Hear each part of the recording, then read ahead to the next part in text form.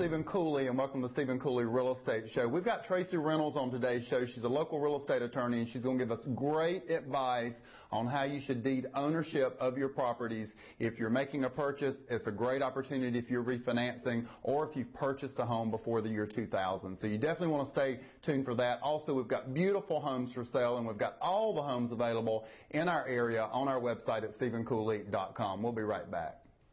This presentation of the Stephen Cooley Real Estate Show is sponsored by South Carolina Bank and Trust. We believe in South Carolina.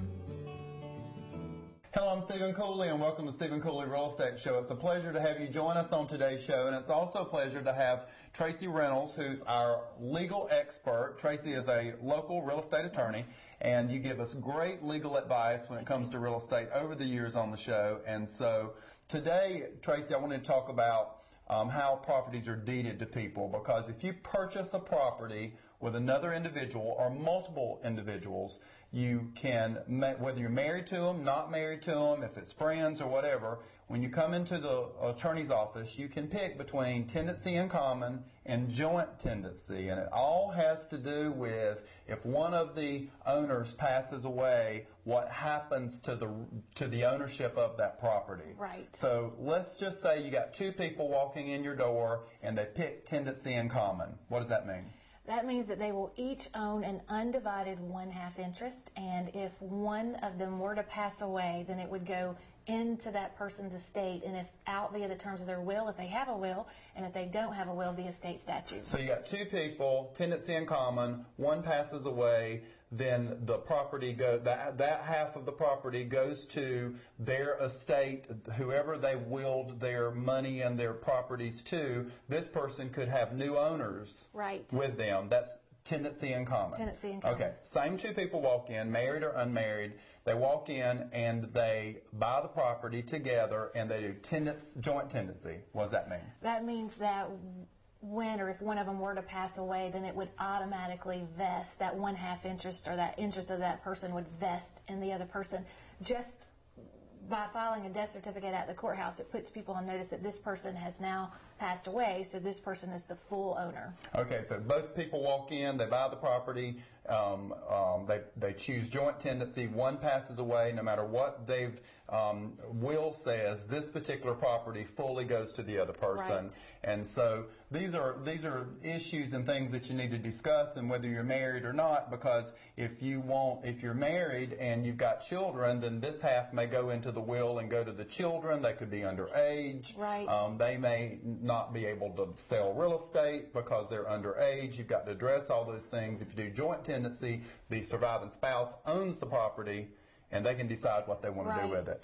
And in the state of South Carolina, it's important to note that that statute did not become available until August of 2000. So if you purchased your property before 2000, you do not have joint tenants with rights to survivorship, and you may want to take a look at that.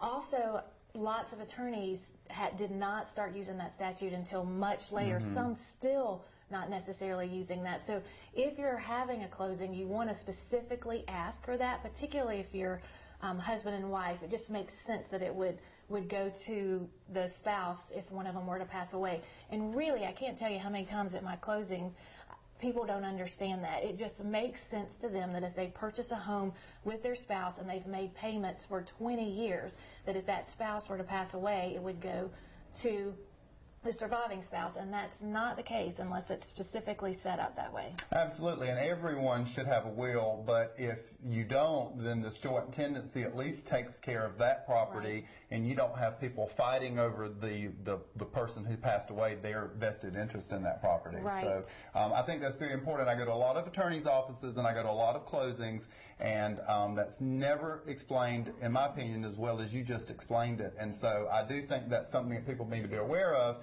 And you're at the closing, there's other people around the table, you've got two realtors, you've got the sellers, the buyers, sometimes the lender, multiple people at the table, and you really need to think about this before you get there, because it's actually something that you probably want to talk to the other person about. Right. and cover that. And you've been so great at explaining it, and I know you're going to give out your contact information today, but if people don't understand it, hopefully they can call you and discuss it. Yeah, they can. And again, just take a look at your deed, and if it's before 2000, certainly it's not set up that particular way. And in doing refinances, particularly with the rates as they are now, we're doing more and more of those, and almost everyone that comes into my office who didn't initially close with me after the year 2000 is not set up joint tenants. And we can create that tenancy by just deeding it from yourself to yourself and putting that language in the deed, and then we'll mail that to you after closing. Well, our goal on this show is always to bring you the latest information on real estate and the ownership of real estate, and I know that people really enjoy getting those updates. So if you bought the home before 2000, if you want to refinance, or if you're making a purchase, I cannot recommend Tracey any higher. She does my personal real estate and most of our clients. Tracey, would you give your contact information out to our viewers? Yes. You can reach me by phone at 803-328-0150, or if you just want to know more about me and reach my contact information, my website is threynolds.com. Absolutely. Thank you so much for being on today's show. We've got beautiful homes for sale on today's show. We've got every home available on our website at stephencooley.com. Thank you for watching today's show.